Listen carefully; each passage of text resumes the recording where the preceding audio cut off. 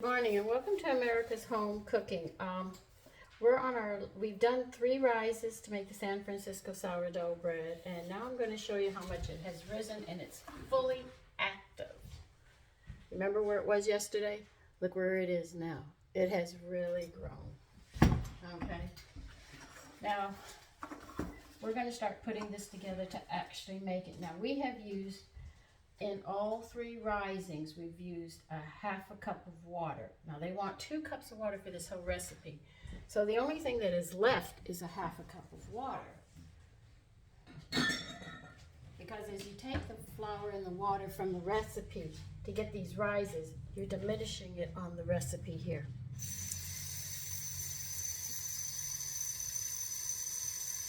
So let me do my math right. I did a half a cup, I did a half a cup, and then I did it a third time, half a cup. 3 halves equal 1 1/2.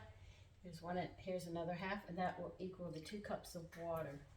Now they want 1 1/2 teaspoons of salt. I am going to use kelp.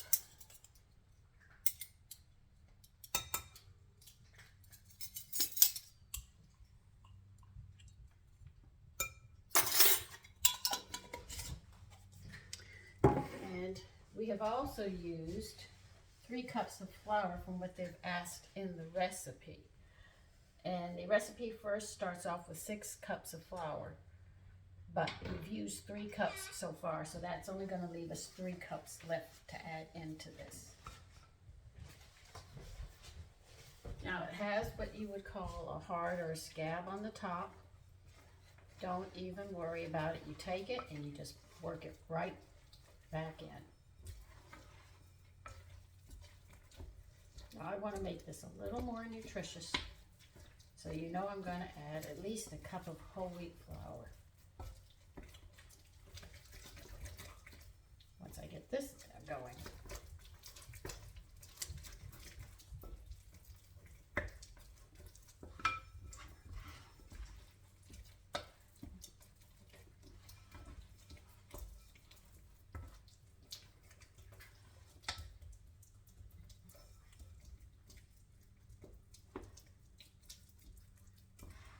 Okay, now I am going to add, we got 3 more cups of flour, and I'm going to add at least 1 cup of whole wheat to this. I'm not going to let it go without it.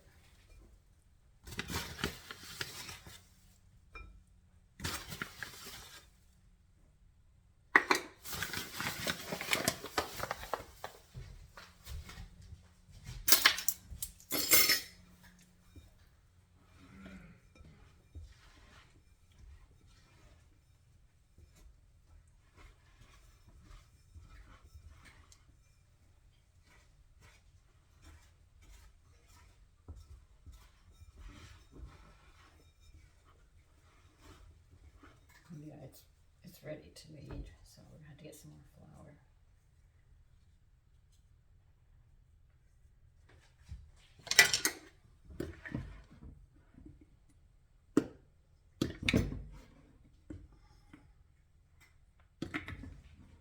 And this is all bread flour I'm using in this one, which I remember correctly is the winter wheat.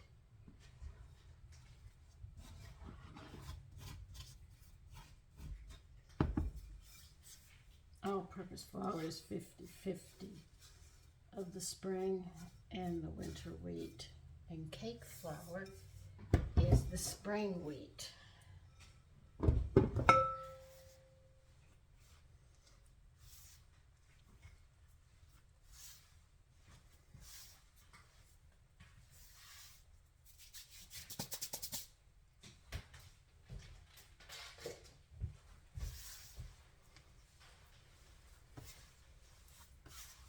Now you're just going to start kneading all this flour in.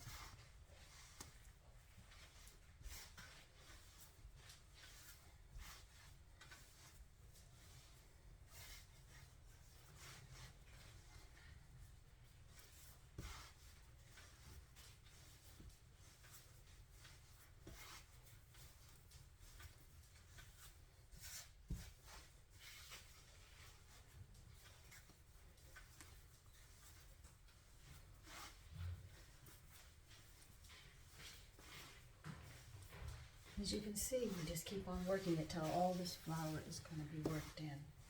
So when I get to that point, I will be back. Okay, I'm done kneading this. It can't take any more flour, so it's pretty much done. I'm going to talk about loaf pans. There are two sizes when you make loaves of bread. You have a 9x5, which is a 1.5 loaf of bread that you're making. An 8.5 by 4.5 is a 1 pound loaf of bread that you're making. This recipe is calling for 2 1.5 loaves, so I have 2 9x5 loaf pans to make.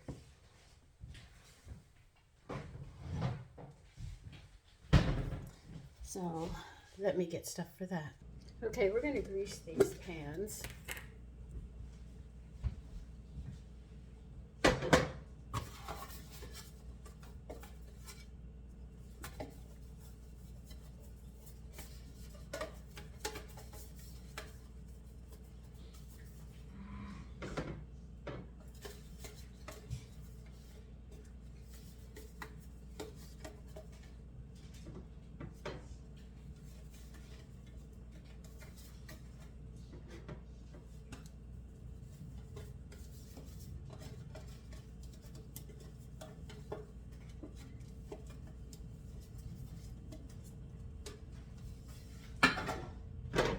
Stress is you try to use the pan sizes that they tell you are cooking.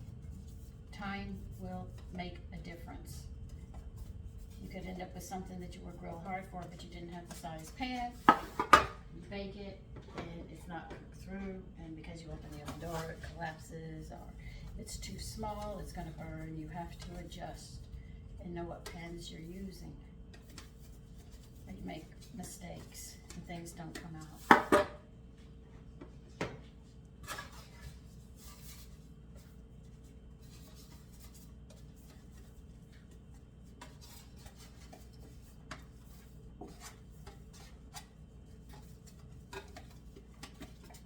Always make sure you've got the right size.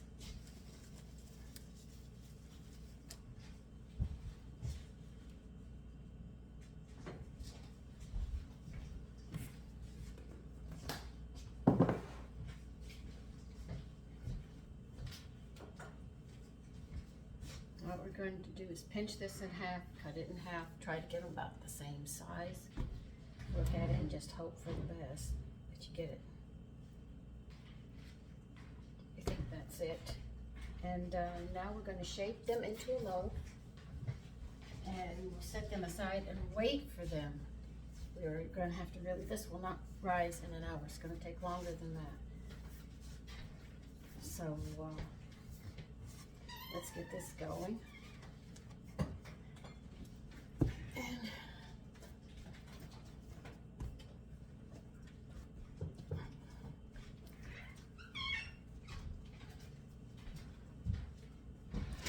And as you can see, sourdough does take longer, but it's so much better for you.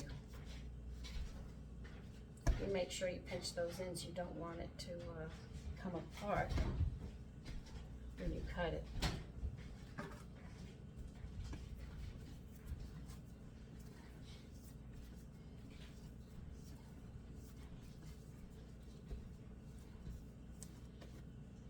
It has a nice smell to it.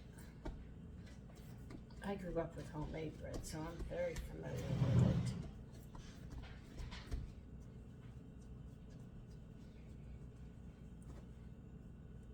My mother didn't make sourdough.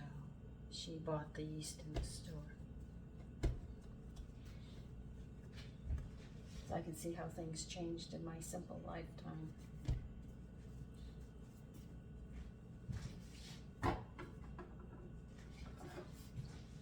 Now these are just going to have to sit, again, without cover on, in a warm spot and let them rise. I'm going to let them rise at least an inch over the rim of the pan, and I'll be back then.